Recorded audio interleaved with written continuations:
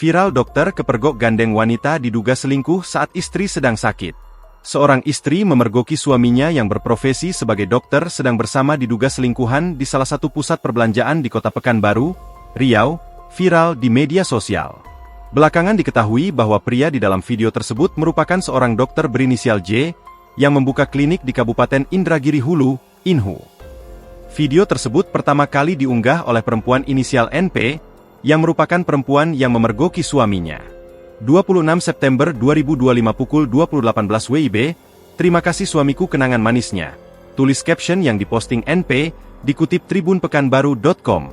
Terlihat dalam video, sang wanita membuntuti suaminya yang tengah berjalan dengan selingkuhannya itu. Aku istrinya, teriak NP.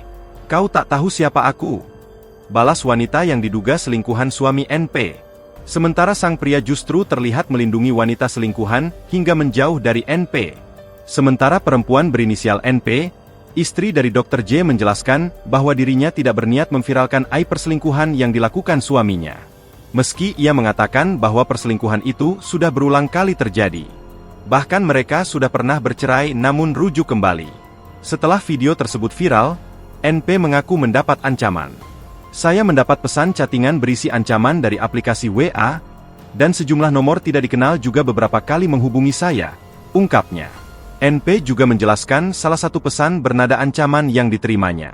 Cukup permalukan keluarga besar kami, rumah kau dan bapak kau akan jadi korban. Pada hari ini jam 13.19. Lalu ada video call, kau lihat pembalasan dari daerah kami. Alamat dan identitas kau sudah lengkap, ujar NP menjelaskan pesan yang diterimanya. NP mengaku ketakutan karena pesan tersebut.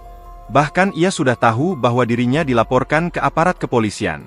Saya dilaporkan dengan tuduhan pengancaman, melakukan pencemaran nama baik, pemukulan dan pengeroyokan, ungkapnya. Padahal di dalam video itu, dirinya mengaku hanya bertanya siapa perempuan yang bersama suaminya. Meski begitu, dirinya mengaku akan menghadapi tuduhan tersebut. Dirinya sudah berkonsultasi dengan kuasa hukum terkait kasus tersebut.